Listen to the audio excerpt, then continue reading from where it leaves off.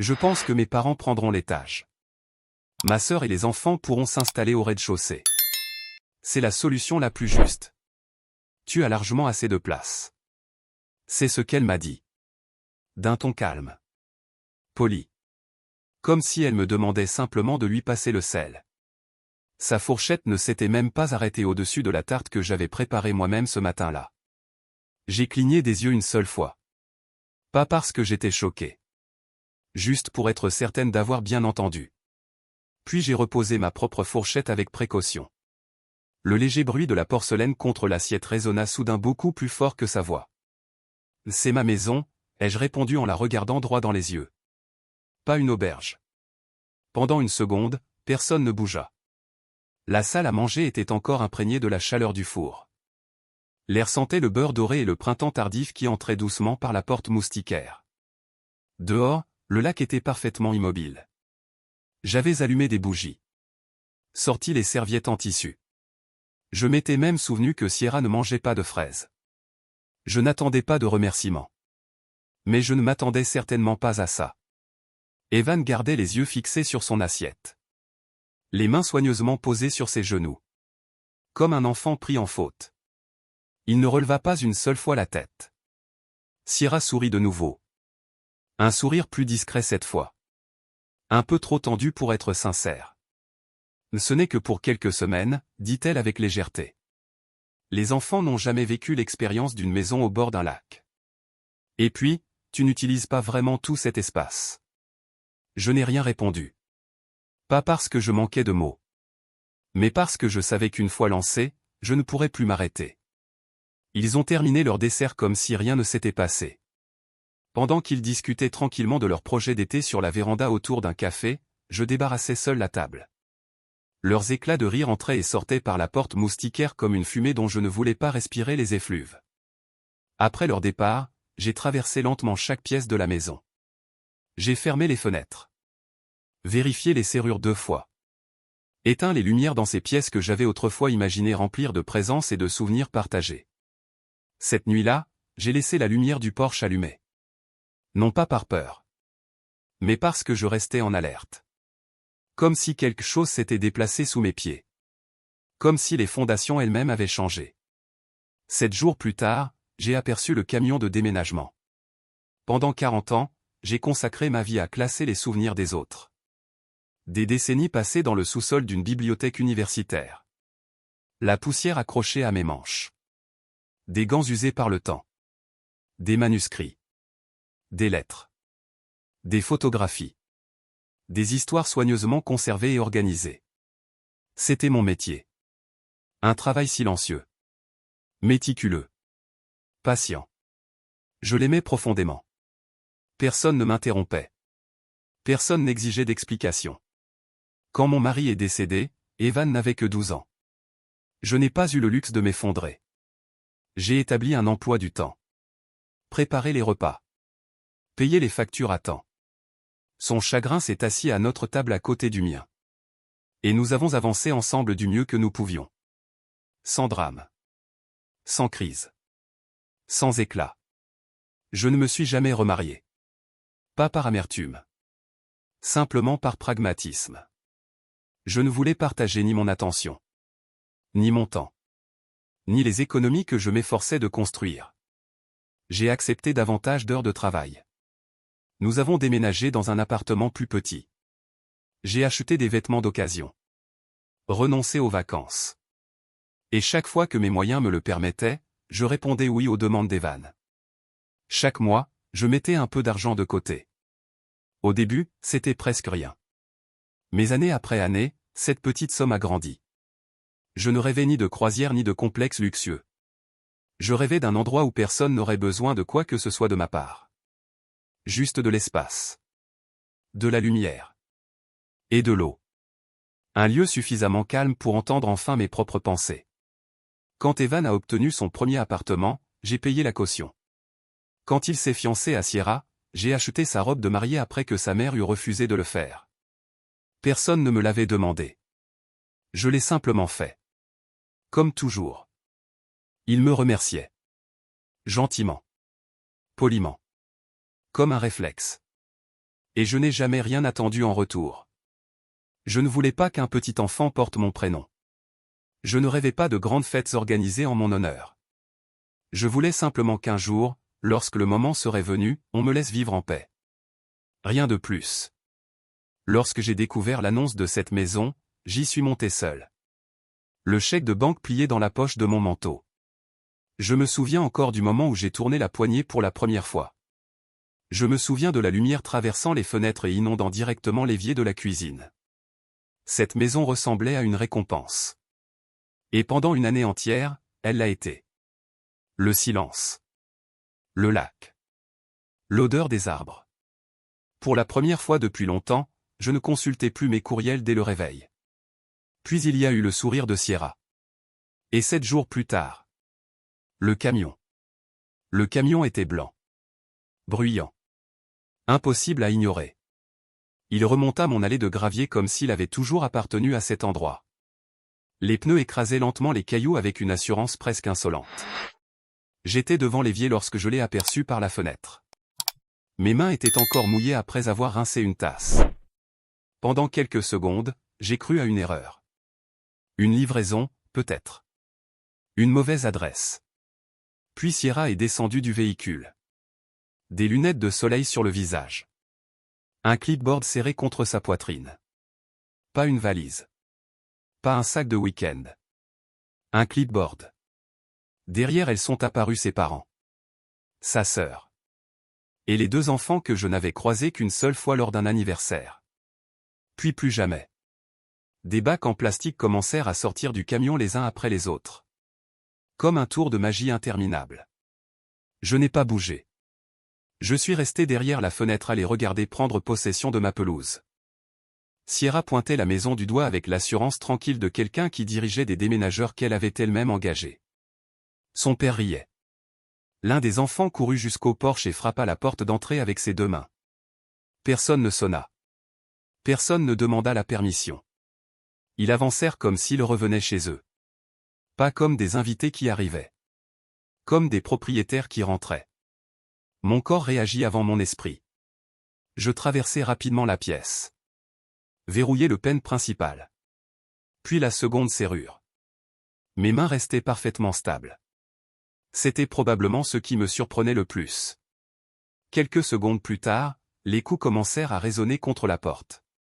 À Corvina. La voix de Sierra était à la fois enjouée et tendue. Nous sommes arrivés. Je ne répondis pas. La poignée se mit à trembler. Puis les coups devinrent plus forts. Des paumes frappant le bois avec insistance. L'un des enfants se mit à pleurer. Quelqu'un jura à l'extérieur. La voix de Sierra changea aussitôt. Toute sa douceur disparut. Ouvre cette porte. Ne sois pas ridicule. Je me dirigeai vers la petite table où se trouvait le téléphone. Puis je composai le numéro du bureau du shérif. Ma propre voix me sembla lointaine. Comme celle d'une personne annonçant simplement la météo. Des individus tentent de pénétrer dans mon domicile sans autorisation. Oui. Je suis à l'intérieur. Seul. Les coups continuaient. Le moteur du camion tournait toujours.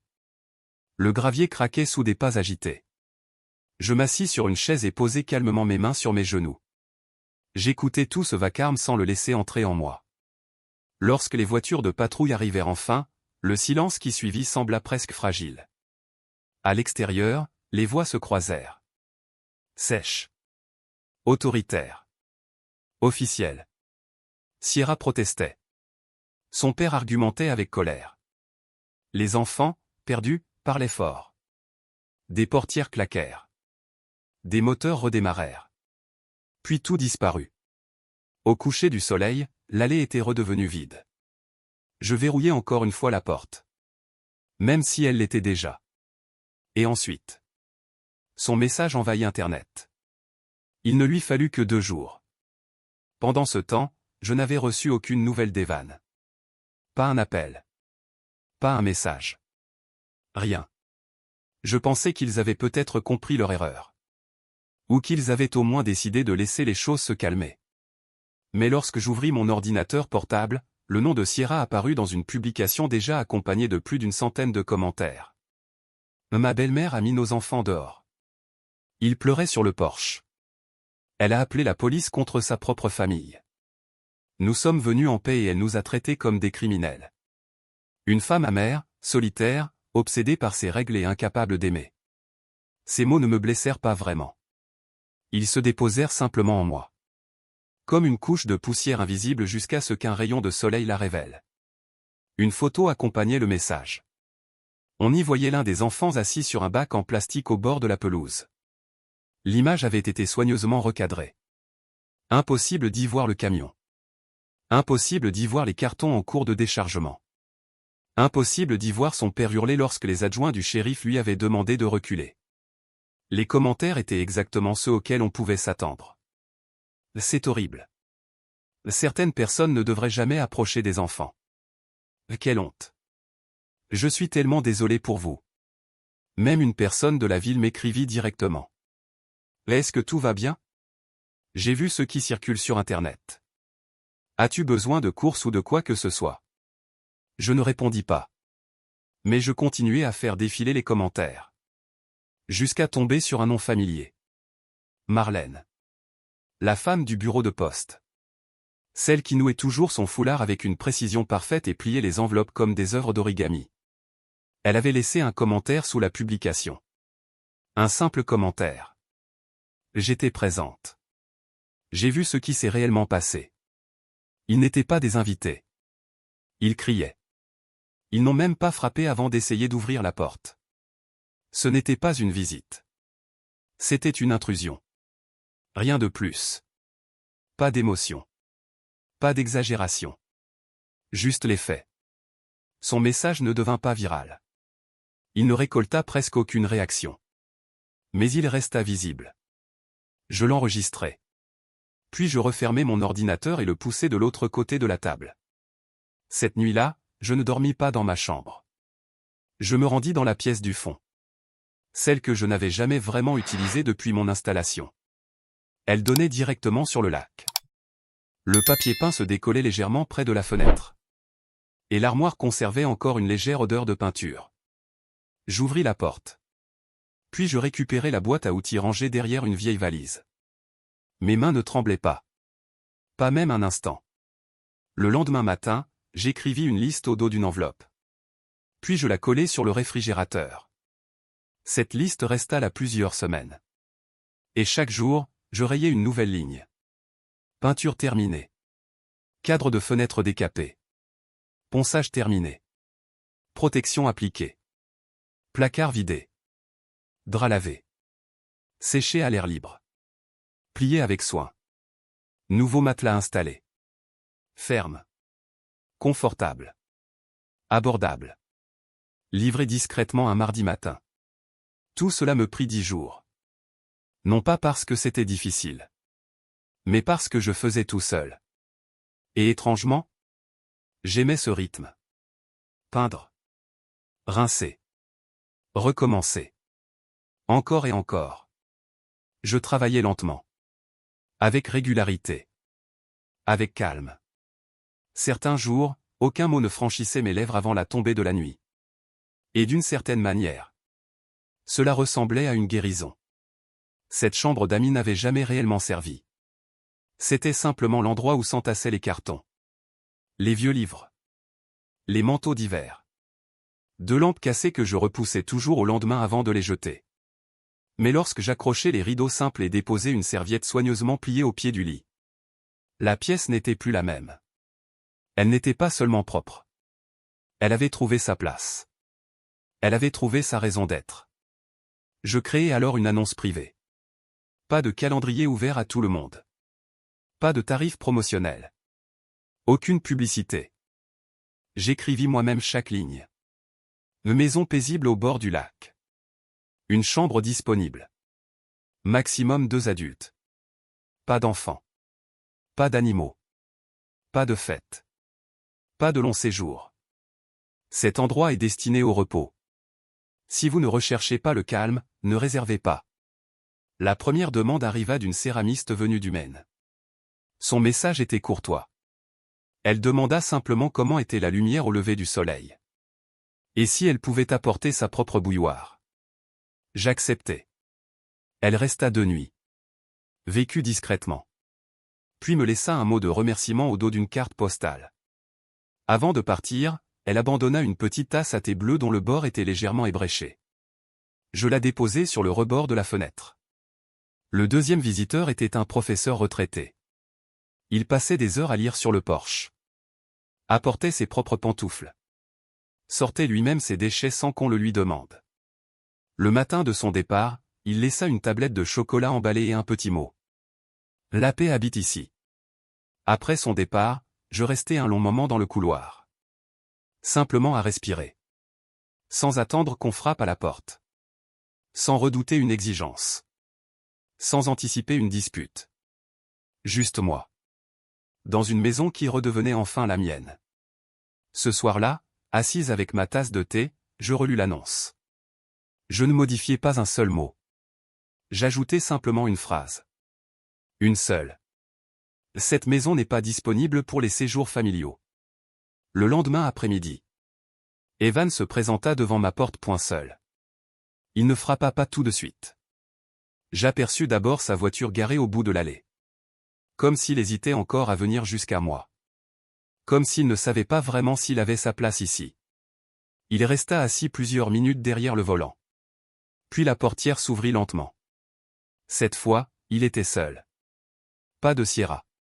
Pas d'enfant. Pas de sourire forcé. Pas de clipboard sous le bras. Juste mon fils.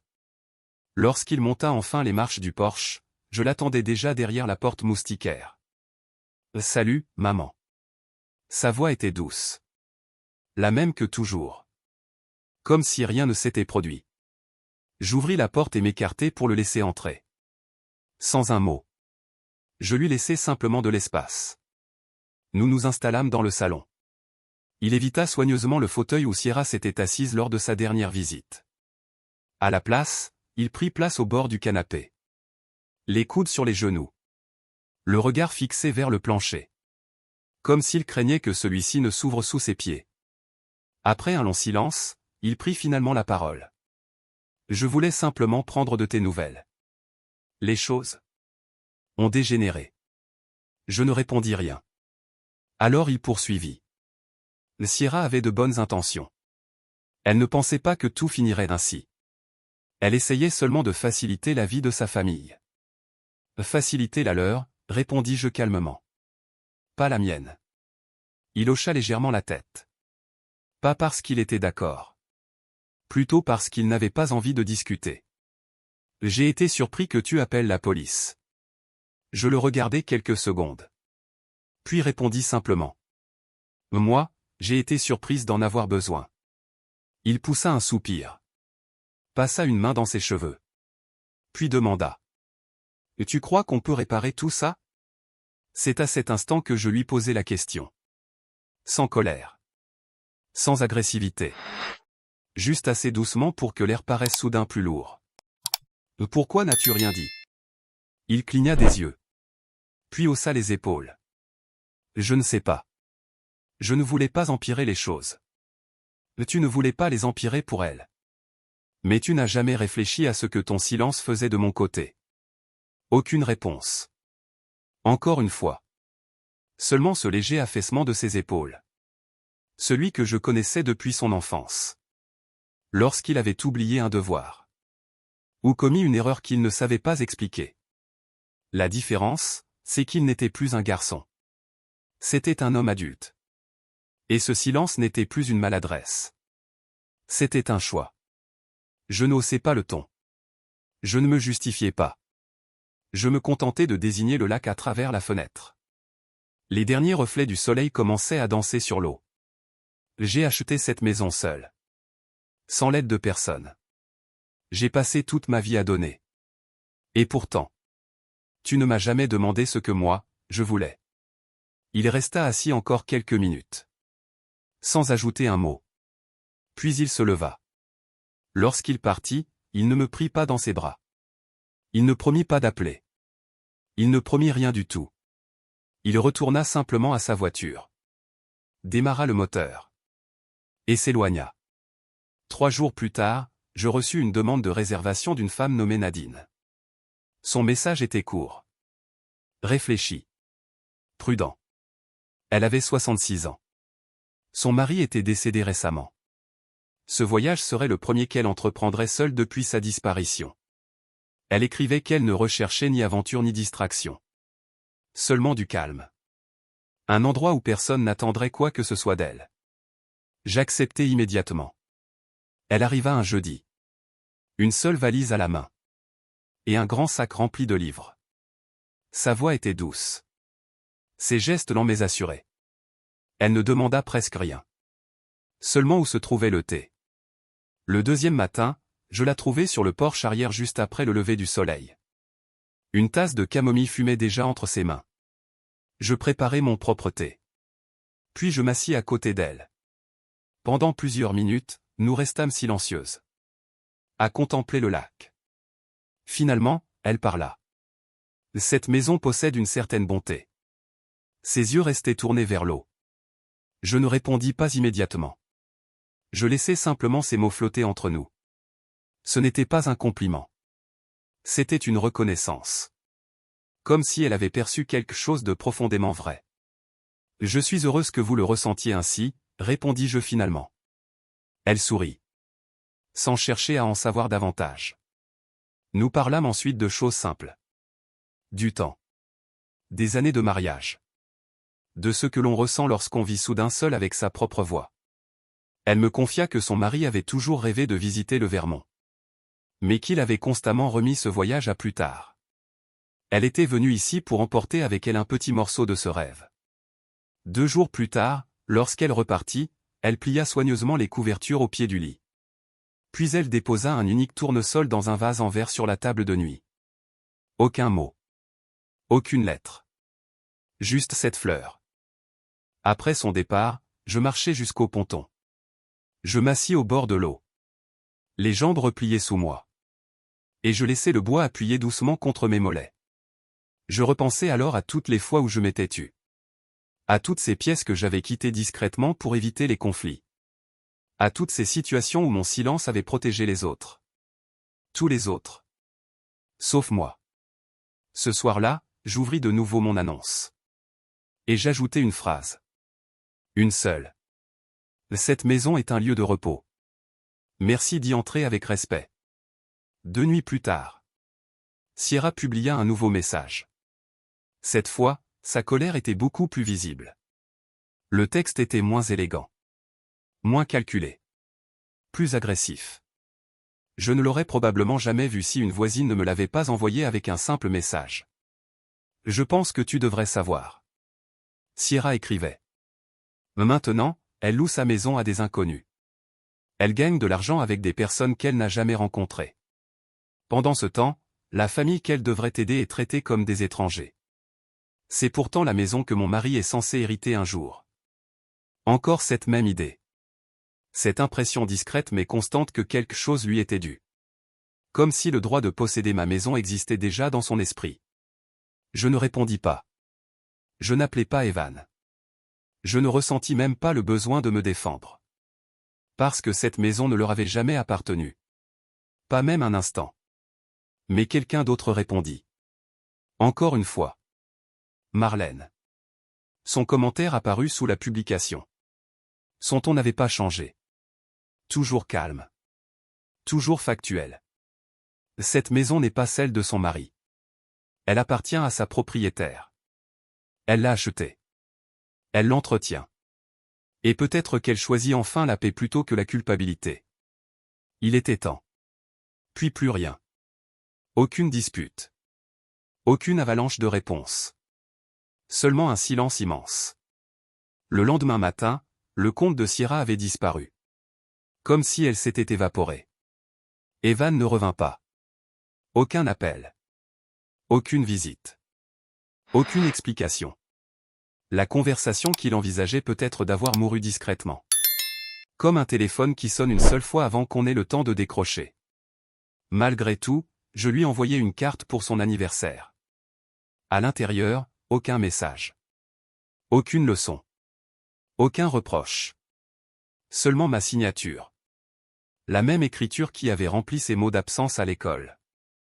Ses petits mots de déjeuner. Et les documents de son premier appartement. Cette même semaine, une nouvelle demande de réservation arriva. Elle provenait d'un couple d'une quarantaine d'années. Ils expliquaient qu'ils observaient mon annonce depuis plusieurs mois. Ils ne cherchaient pas des vacances. Ils voulaient simplement un endroit paisible pour se marier discrètement. Sans invités. Sans cérémonie. Seulement eux. Leurs promesses. Et le silence. Ils arrivèrent avec 2 petites valises et un bouquet de lilas frais enveloppés dans du papier brun. Avant leur départ, ils laissèrent un mot sur la table de la cuisine. Merci de nous avoir offert un lieu où voir les choses clairement. Je conservais les lilas dans un vase. Chaque matin, je changeais l'eau. Jusqu'à ce que les fleurs commencent doucement à sécher. Et la maison resta paisible. Pas de coups contre la porte. Pas d'accusation. Pas de drame.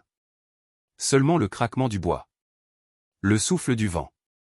Et un foyer qui apprenait enfin à respirer de nouveau. À mesure que l'été s'effaçait doucement pour laisser place au premier silence de l'automne, je me surpris à modifier encore un détail de ma vie. Le lac lui aussi changeait. Au début de septembre, la lumière ne dansait plus sur l'eau comme auparavant. Elle semblait plus calme. Plus profonde. Plus réfléchie. Le vent glissait désormais à la surface du lac avec une régularité presque solennelle. Comme s'il avançait vers un but précis. Un matin, j'observai un héron descendre près des roseaux. Il resta parfaitement immobile. Majestueux. Patient. Je demeurai moi aussi sans bouger sur le porche. 2 silhouettes silencieuses faisant face au même horizon. Entre 2 réservations, la chambre d'amis retrouvait toujours son calme. Je n'acceptais que quelques visiteurs chaque mois. Jamais davantage. Je laissais toujours plusieurs jours de vide entre chaque séjour. Personne ne restait plus de 3 nuits. Et personne ne cherchait à prolonger son passage. C'était précisément ce qui rendait tout cela si précieux. Chaque personne arrivait avec le respect déjà rangé dans ses bagages. Certains voyageurs laissaient derrière eux de petites attentions. Une femme déposa un poème manuscrit sur un papier crème épais, soigneusement plié en 3 et glissé sous la lampe de chevet. Une autre me laissa un dessous de verre brodé à la main, orné de ses initiales. Elle m'expliqua qu'elle n'avait plus touché une aiguille depuis près de 20 ans. Une troisième posa simplement un gardénia sur l'oreiller. La fleur portait encore les gouttes de rosée du matin. Aucun d'eux ne posa de questions. Personne ne demanda pourquoi certaines photos de famille avaient disparu du couloir. Personne ne s'interrogea sur la serrure supplémentaire installée à l'intérieur de la porte d'entrée. Il n'en avait pas besoin. La maison racontait désormais sa propre histoire. Et cette histoire était claire. Je ne prononçais plus jamais le nom de Sierra. Pas par rancune. Pas par colère. Simplement parce que je n'en avais plus besoin. Elle avait déjà occupé trop d'espace dans ma vie. Trop de pensées. Trop de silence. Je refusais désormais de lui offrir davantage. Evan ne m'écrivit jamais. Il ne téléphona pas non plus. Pourtant, je ne passais plus mes journées à attendre. Certaines absences réclament de la patience.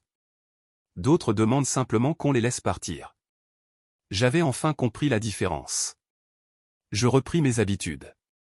Je préparais de grandes marmites de soupe. Je marchais le long du lac lorsque mes genoux me le permettaient. Je passais des heures à lire. Non pas pour fuir le monde, mais pour y rester pleinement présente. Un soir où la nuit tombait plus tôt que les semaines précédentes, je me rendis dans l'abri de jardin. J'y trouvai une petite planche de bois. Je la ponçai soigneusement. Puis je la peignis d'un gris doux et discret. Le lendemain matin, je la fixai à côté de la porte d'entrée. Ce n'était pas un avertissement. Ni un reproche. Seulement une vérité. Une vérité simple que j'avais mis toute une vie à accepter. Sur cette plaque, il n'y avait que quelques mots. Propriété privée. Entrée uniquement sur invitation. Je reculai de quelques pas pour l'observer. Puis j'essuyai la poussière sur mes mains. Le silence revint aussitôt autour de moi. Un silence différent de celui que j'avais connu autrefois. Ce n'était plus celui du sacrifice. Ni celui de la résignation. Ni celui d'une femme qui s'efface pour préserver la paix des autres. C'était le silence que l'on gagne. Celui que l'on protège. Celui qui naît lorsqu'on cesse enfin de s'excuser d'exister. Je regardais le lac. les arbres. La lumière qui s'étendait doucement sur l'eau. Et pour la première fois depuis très longtemps, je ne ressentis ni culpabilité, ni regret, ni attente. Seulement une certitude. Cette maison m'appartenait. Cette vie m'appartenait. Et cette paix aussi. Je l'avais construite moi-même. Je l'avais payée. Je l'avais protégée. Personne ne pouvait me la prendre. Le vent traversa doucement les branches. Quelque part au loin, un oiseau s'envola au-dessus du lac. Je souris. Puis je rentrai chez moi. Chez moi. Enfin. Et définitivement. Merci.